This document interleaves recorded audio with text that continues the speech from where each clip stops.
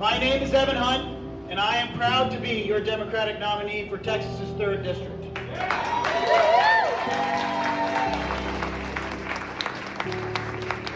As your nominee, many of you have stood with me for 7 months. You know where I stand, and I know your commitment. But tonight, I don't want to talk about me. I want to talk about the legacy of a 37-year-old young mother of 3 children who was shot and killed yesterday in Minneapolis. I ask you to join me in a moment of silence to show our respect before we speak the names of the dead.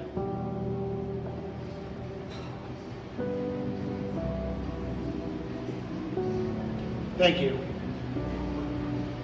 As far as I can tell, Renee Nicole found herself blocking ICE agents as they patrolled Minneapolis. An agent screamed at her and ran at her driver's door, trying to pull it open. In a moment of fear and confusion and panic, she hit the accelerator, rushing up against another agent. In response, that agent chose to shoot at her 3 times at nearly blank point range in the back of her head. Her wife was in the seat beside her. And as Renee lay bleeding, ICE agents refused to let physicians in the street attend to her. She was not aggressively trying to run an agent over, as Kristi Noem and Donald Trump would have you believe. She was not part of a radical extremist network, as J.D. Vance would have you believe. In fact, she wasn't political. This mismanaged circus is why we, the people, do not want masked, armed, federal agents unidentified in our streets.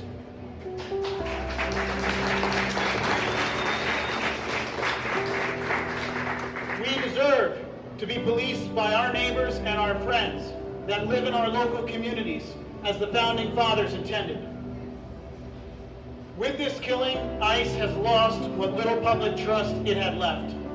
As always, the ends do not justify the means, especially when fueled by demonization and dehumanization of other people.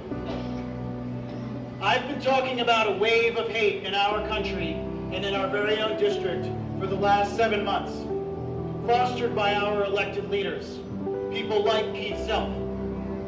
This is a hate against people who look different, who love differently, and see things differently. It's a twisted hate that cloaks itself in religion and patriotism. But like all hate, it begets suffering, it begets violence, and then it begets suffering again, and that suffering begets more hate.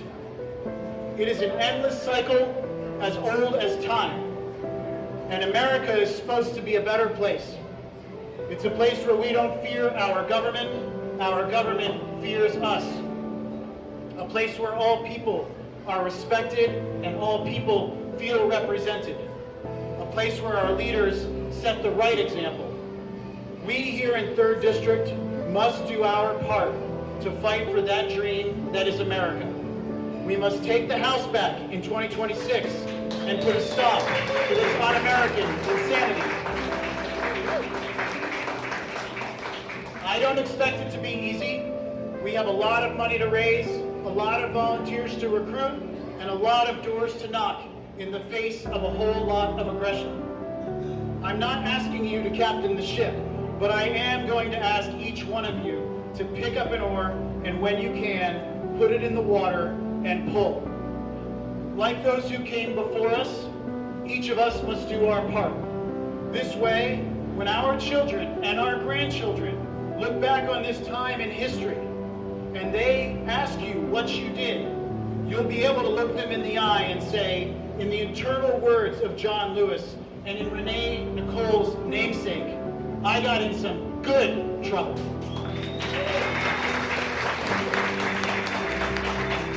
And when they ask you what it felt like to win this district for the first time since 1968, you'll be able to say it felt real and it felt good.